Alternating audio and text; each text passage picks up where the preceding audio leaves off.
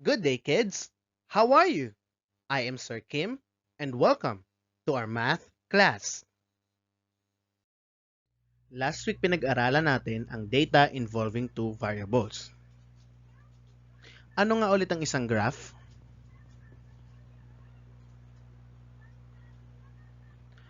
What kind of bar graph can you see? This one is a horizontal bar graph. How about this one? What kind of bar graph is this?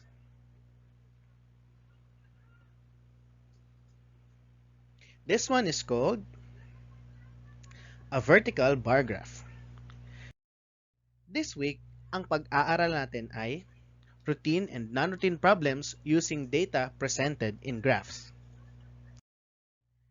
At the end of this lesson, you're expected to interpret data presented in different kinds of bar graphs and solve routine and non-routine problems using data presented in a single or double bar graph. Here are the steps in interpreting a graph. First one, understand the story behind the data presented in the graph. Second, make a thorough analysis of the data presented. Next, use the data in the graph to answer questions. It is easier to interpret a bar graph if you are guided with some specific questions. Next, read the title. And the last step, read and understand the labels. Let us look at these graphs. What is the title of the graph?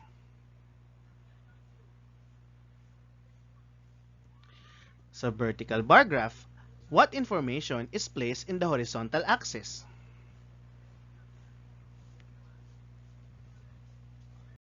How about in the vertical axis?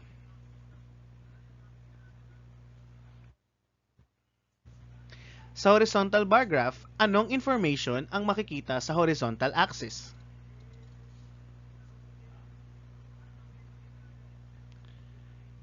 Anong information naman ang makikita sa vertical axis? Anong sports ang paborito ng mga pupils? What sport is the second choice?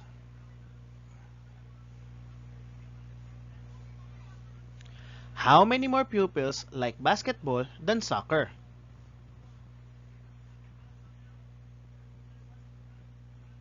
What is the total number of pupils who like the sports?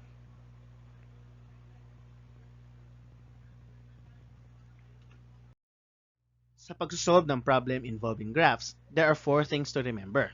Tignan natin itong graph na to as we look on those four things. What is the total electric consumption of Lily from December to March? First step is to understand what is asked in the problem. Total electric consumption from December to March. What are the given numbers? December, 25 kilowatts, January, 20 kilowatts, February, 30 kilowatts, and March, 45 kilowatts. Next step, plan. What operation will you use? Since kukunin natin ang total electric consumption, ang gagamitin natin ay addition. What is the mathematical sentence?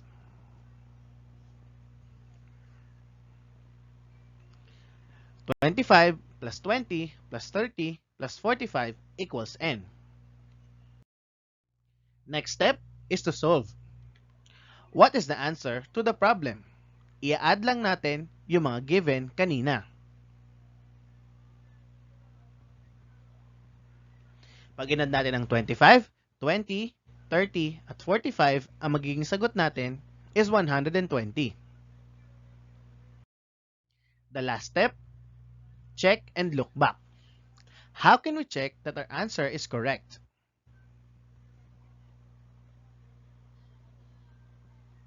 Isasubtract lang natin sa 120 ang lahat ng given. 120 minus 25 minus 20 minus 30 minus 45. Ang sagot ay 0. So tama ang sagot natin kanina. Now, you may begin answering the learning tasks.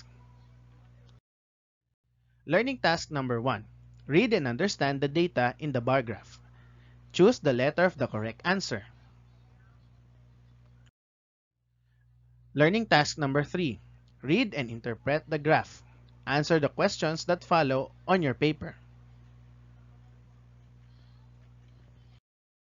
Learning task number 5. Using the graph below, answer the questions that follow. Learning task 6. Using the vertical and horizontal graph, interpret the data. And answer the following questions. And for our final learning task 7. Interpret the data and answer the following questions.